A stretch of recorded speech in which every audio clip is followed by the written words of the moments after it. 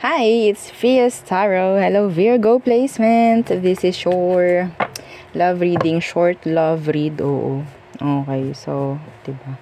Oo, ngayon pa ako nagkagaganyan. Okay, so Virgo.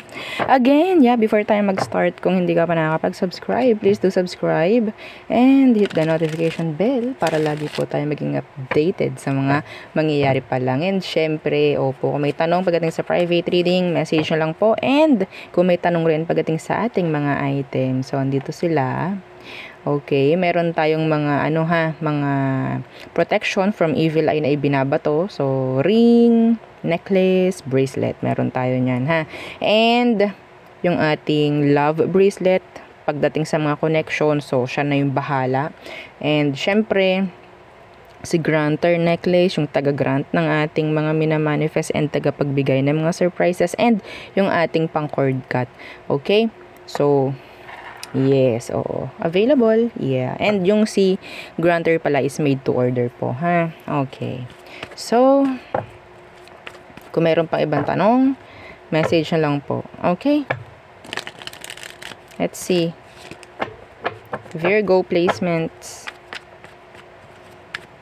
Sa mga interested rin na magpa-reading kay Perception of Light, message na lang po kayo sa kanya. And sa mga naghahanap ng healer, kay Kuya Dingsi po, pwedeng mag-message. Okay?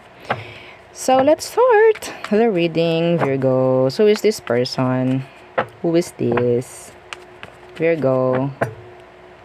Who is this person? Let's see. The Three of Cups. Okay. Some of them, friendly. Oo. Kuha tayo ng mga description dyan sa person. Some of them friendly. Iba sa inyo pwedeng sabihin nating nakakasama mo siya, like sa isang environment, like that. Or nasa small circle lang kayo nitong taong to. Three of Cups. And sana walang third party involved. O, diba? Okay. Ito. Crush ka ng taong to. O, diba? Yes, they may be giving you mixed signals. Yung Five of Swords. So, Page of Cups. Crush mo or crush ka ng taong to. Okay? Friend. Could be a water sign. Cancer, Scorpio, Pisces. Or maybe meron silang water placement sa kanilang birth chart. Okay? So, anong kailangan mong malaman, Virgo? Anong kailangan mong malaman sa taong to? They like you, actually. Ito yung taong crush mo or crush ka. Pwedeng napapansin mo yun. Okay? Friendly. Let's see. Anong meron? Somebody na pwedeng younger. Or mayroon kayong age gap. Age differences. Let's see. Situation, please. Anong kailangang malaman ng mga Virgo? The Queen of Swords.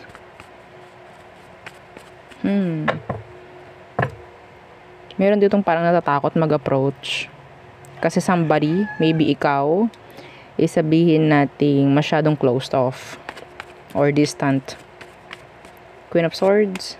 The Devil. Alam mo itong taong to nagagalit, actually. Kasi pwedeng hindi nila ma-express yung emotion nila. Again. The Five of Swords again. This person likes you. You're thinking of you a lot. Parang pumupunta na sa obsession. Feeling nitong taong to nakaka-toxic. Nakaka-toxic ka. Kasi pwedeng hindi ka hindi ka ganun ka-open. They really like you a lot. They really like you. Some of you, pwedeng tingin ng taong to is meron kang kakonek. That is why na kaya ganyan ka, closed off, avoidant, maybe silent. Hanggat walang nangyayaring sabihin nating connection sa inyong dalawa, lalong lumalalim yung pagkakagusto nito sa'yo. Yes, may nag-obsess na dito sa'yo, Virgo. Could be Libra or Capricorn. Let's see, what is your emotion right now? Naiinis to, naimbiyer na siya. Babae man o lalaki. Oo, meron ditong naiinis sa sitwasyon. Kasi parang andun niya yung parang hinihila na yung gustong mangyari. Yes. Anong emosyon ng taong to sa'yo, Virgo? Ten of Wands. Hindi malayo. Oo. Ano po yun? Padrop na. Okay. Opo, padrop na. The Ten of Wands in reversed. Konti na lang. Ibabato na nito yung puting tuwalya. Oo. Susuko na. Ha, the Ten of Wands in reversed. And the High Priestess in reverse. Yes. Kasi parang wala silang makita, wala silang makuha kung ano man. Hindi ko alam kung ikaw is hindi talaga nagbibigay ng pansin sa kanya. Para kang cold. Hindi pala parang, cold pala talaga. Opo, no? So, yeah, may pasuko na dito. Sukong-suko na. Hindi sukang-suka ha. Sukong-suko. Ace of Swords in reverse. Para silang, ano ba yan? May aasahan pa ba ako dito? Parang ganun siya sa'yo. Meron siyang kailangan sa'yo pero hindi niya makita. Pwedeng hindi niya kasi rin hinihingi, hindi rin niya tinatanong whatsoever. Okay? Kasi nga pwedeng natatakot sa'yo na intimidate or talagang napaka-unapproachable mo lang talaga. Kaya hindi niya masabi. Okay? So, anong next action ito sa'yo, Virgo? What is their next action? Their next action pagdating sa'yo, Virgo. Tingnan natin. Hindi malayong magtanong na sa'yo to. Oo, hindi malayo. Meron ng pagtatanong or what. Yeah, parang i-approach ka. See? The Ace of Pentacles. Yeah. Gagawa na yan ng sabihin nating maliliit, no? Na signs na gusto niyang kumonek sa'yo. Okay? The Ace of Pentacles. This is having a new connection. Okay? Having a connection. Pero yung Ace of Pentacles, hindi naman siya masyadong action-pack, no? Medyo may katagalan to. Walang masyadong walang masyadong action pag Pentacles. Opo. So maybe mararamdaman mo lang na pwedeng invested siya or sabihin nating small hints, no? May mga small hints, small signs. What's with the Ace of Pentacles? Queen of Cups. Having limits. Yeah, the Nine of Pentacles. So, hindi malayo itong taong to. Gagawa yan ng hakbang papunta sa'yo. Pero, yeah, see, the Ace of Swords. This is communication. Pero may limit. Hindi nito ipapahalata. Oo, hindi siya masyadong magpapahalata na they're into you. Okay, why? By the Queen of Cups universe. Iba sa inyo po, same gender. Oo, may nakikita akong same gender dito. So, ano tong Queen of Cups na naka-reversed? Yeah, the Moon. Hindi yan totally talagang magpapakita ng kagustuhan pagdating sa'yo. Andyan yung parang talagang paiisipin ka rin. No, they will give you mixed signals. The Page of Swords in reverse. Ay, may pag-i-stalk the sun.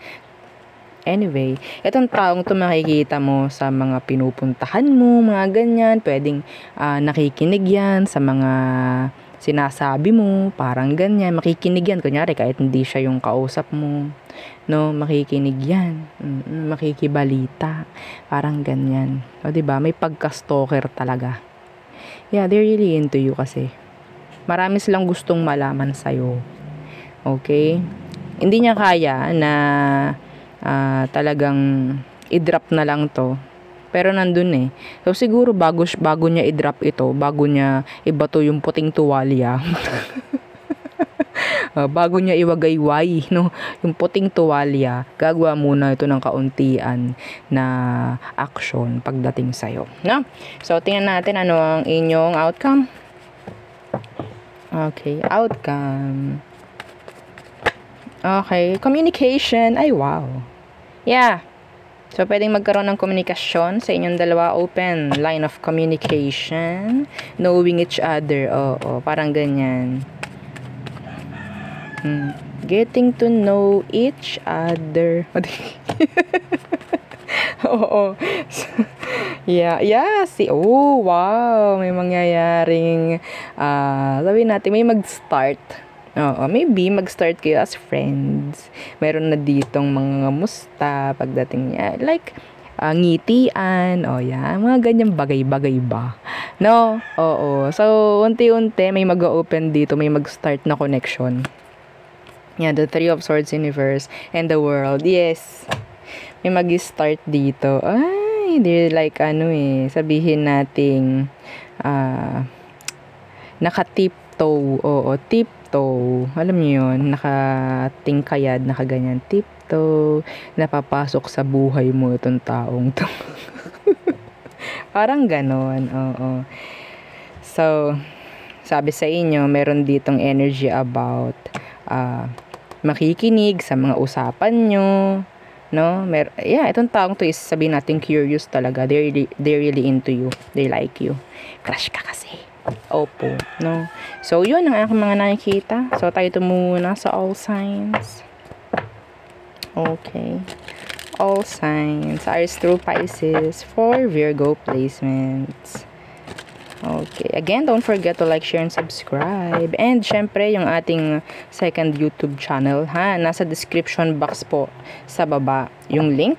Okay, kita-kita tayo doon. Pwede kayo mag-send ng mga love messages ninyo. Okay? Lalo na sa mga binlock dyan. Gawin ninyong way, yung love letter, Okay. Let's see. Aries through Pisces. Aries, they love you. They love you. Taurus, meron ditong healthy boundaries. Some of them feeling jealous. Parang ganyan. Gemini, they still want you. They want to control over you. Meron ako narinig na ganun. Okay. Cancer, you're their wish fulfillment. They like you. Really. Really, really like you.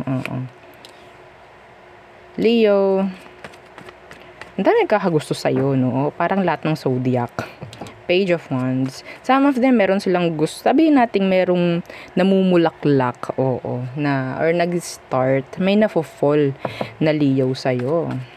Okay? Virgo.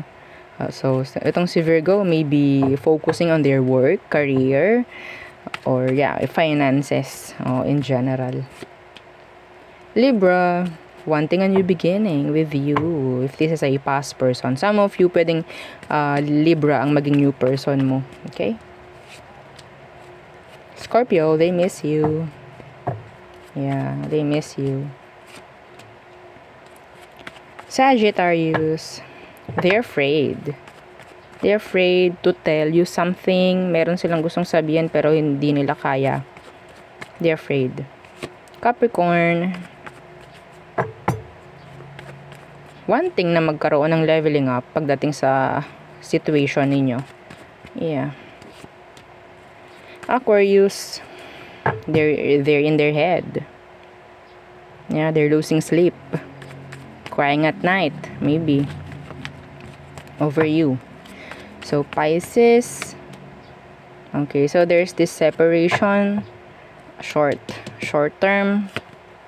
Somebody, sabihin natin, meron ditong options. Somebody is avoiding the connection right now. Okay? Or maybe you are. So, there. Yun ang aking reading for you, Virgo placements. Again, please don't forget to like, share, and subscribe. And follow our FB page. Thank you. Bye!